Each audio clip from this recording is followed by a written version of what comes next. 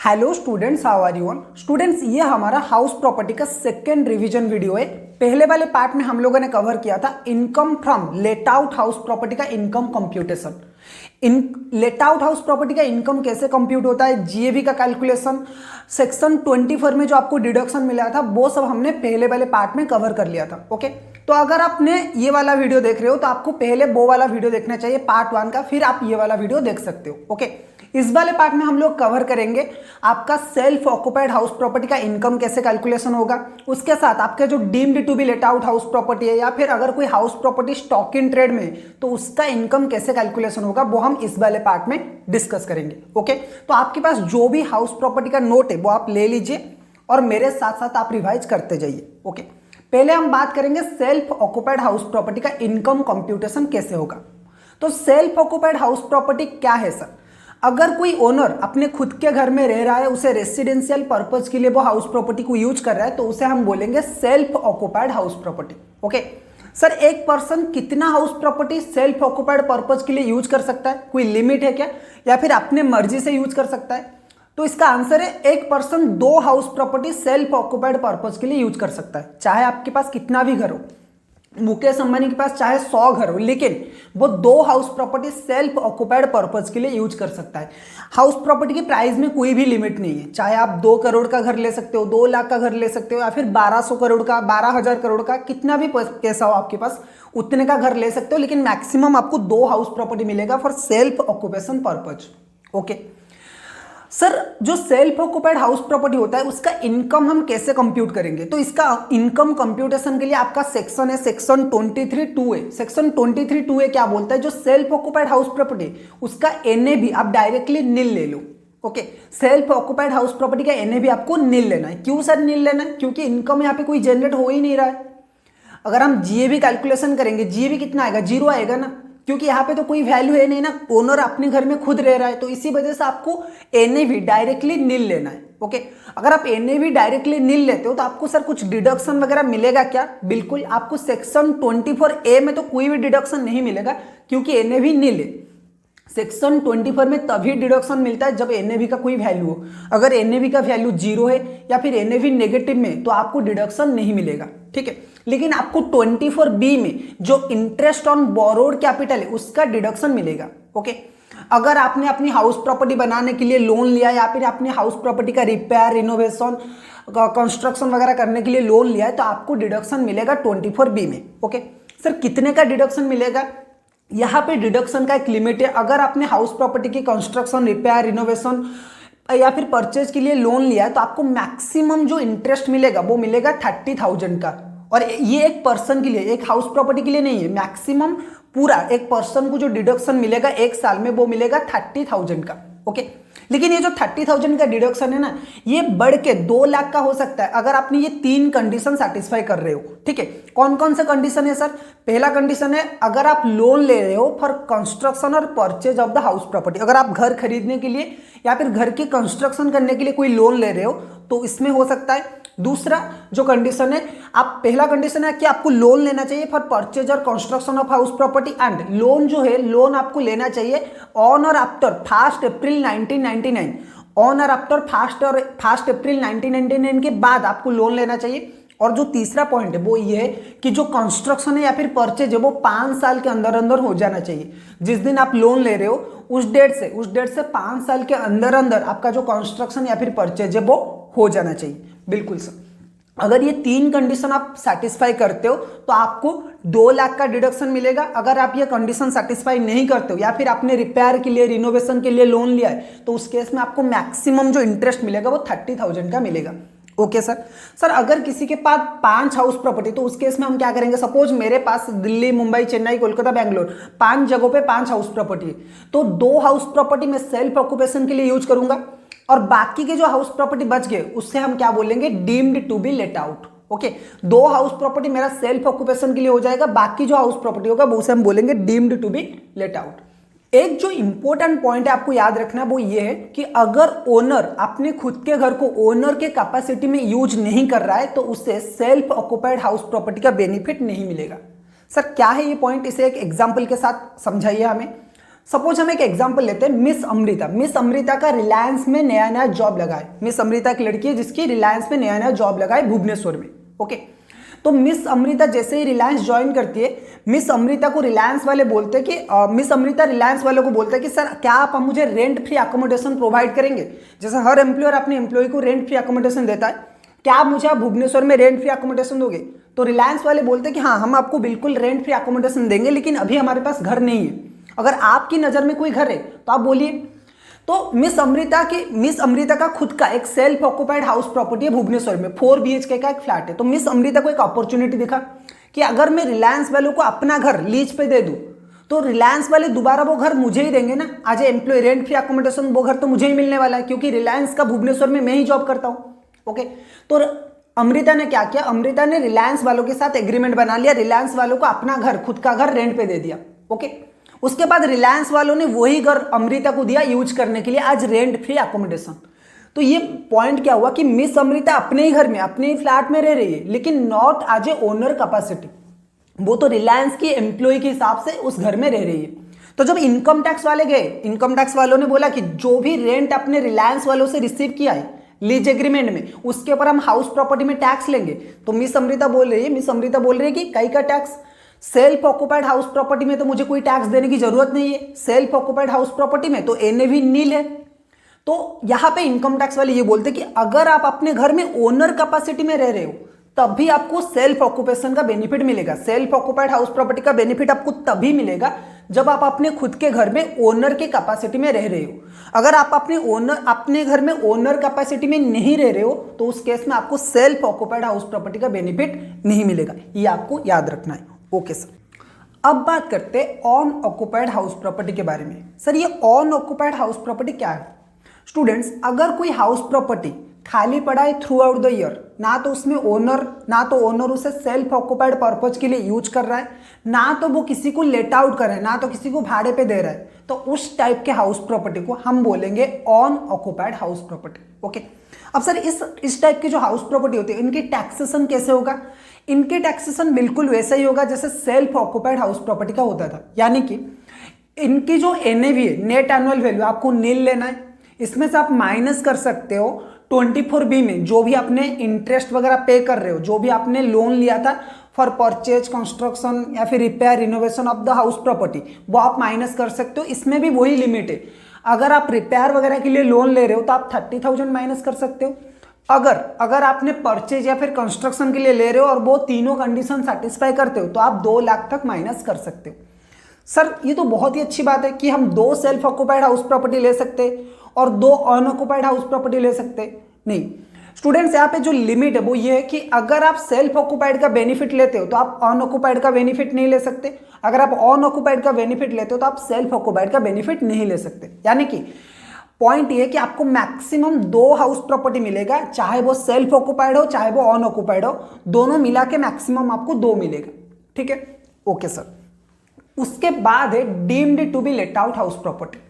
अगर सर मेरे पास 5 हाउस प्रॉपर्टी है, एक में मैं खुद रहता हूं तो वो हो गया सेल्फ ऑक्युपाइड, एक ऐसे ही खाली, बाकी के जो 4 है वो खाली पड़ा है, तो एक तो हम अनऑक्युपाइड ले सकते हैं, दोनों मिला के हम 2 हाउस प्रॉपर्टी ले सकते हैं जिसका नेट एनुअल वैल्यू नील है।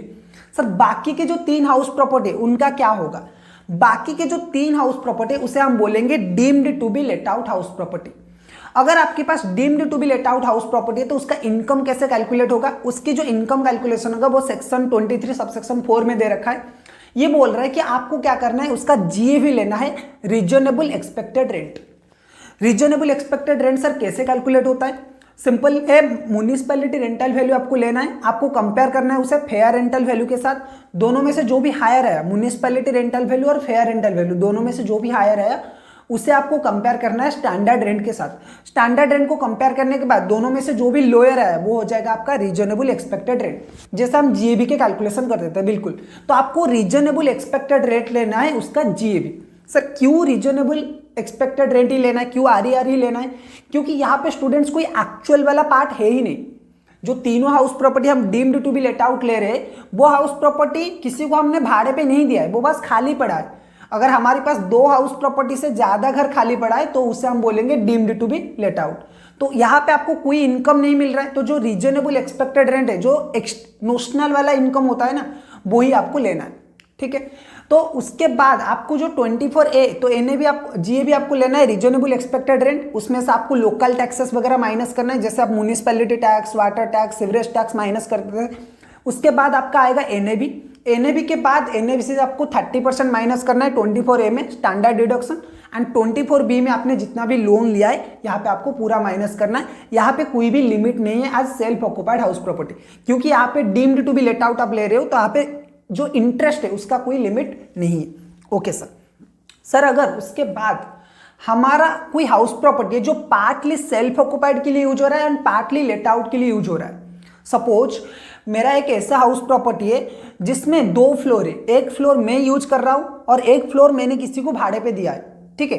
एक फ्लोर में मैं खुद यूज कर रहा हूं और एक फ्लोर मैंने किसी को भाड़े पे दिया है, तो ये वाला केस होगा partly self occupied and partly let out, ठीक है। इसका और एक टाइप का भी हो सकता है, सपोज मैंने एक ही घर है मेरा, लेकिन मैं 6 महीना उस घर में रहा, उसके बाद मैं बाहर जा रहा हूं और बाकी का जो 6 महीना है मैं किसी को भाड़े पे दे रहा हूं, तो ये है partly self occupied and partly let out.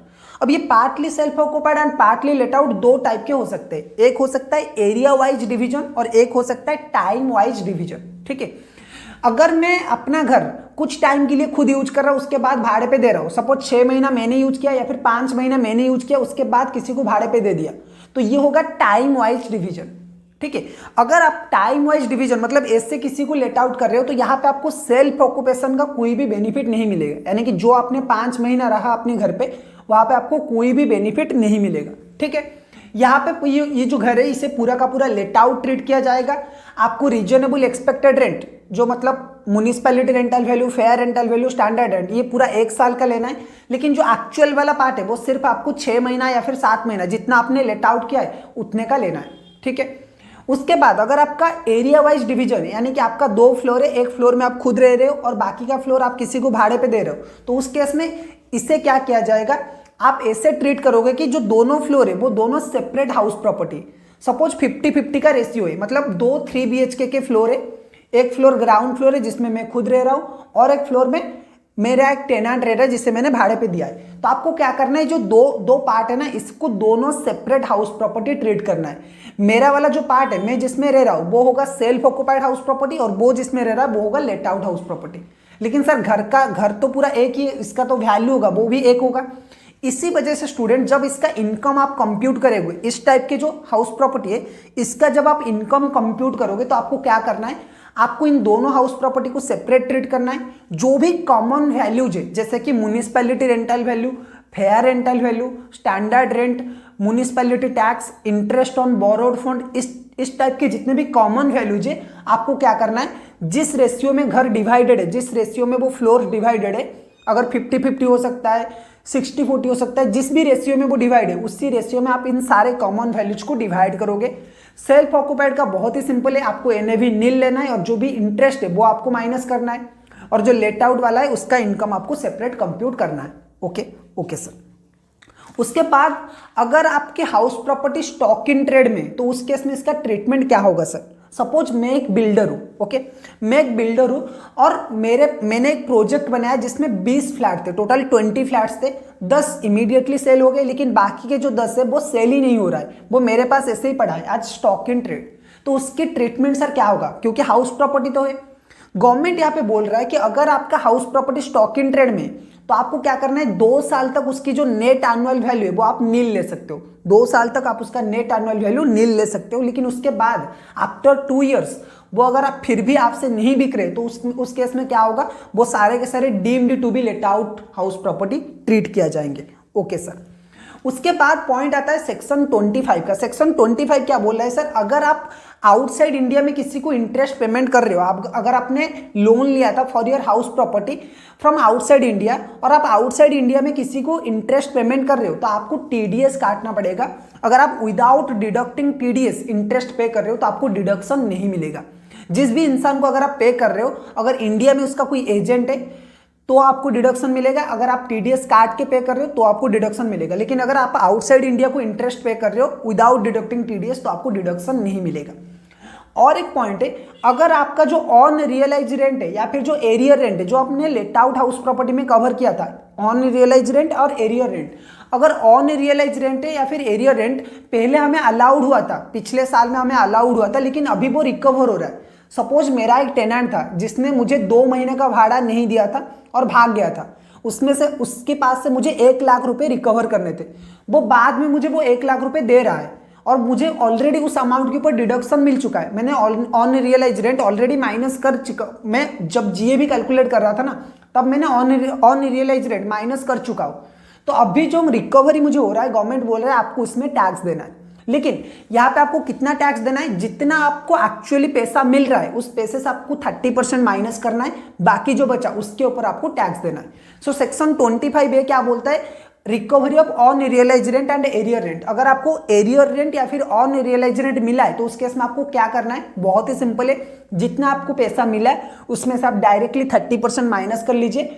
Sir ये 30% क्यों है, 30% because of standard deduction. Okay, 30% आप माइनस कर लीजिए, उसके बाद जो भी बचा वो क्या होगा, वो आपका टैक्सेबल हो जाएगा पूरा का पूरा। उसके बाद है सर को ओनरशिप, जो है सेक्शन 26 में।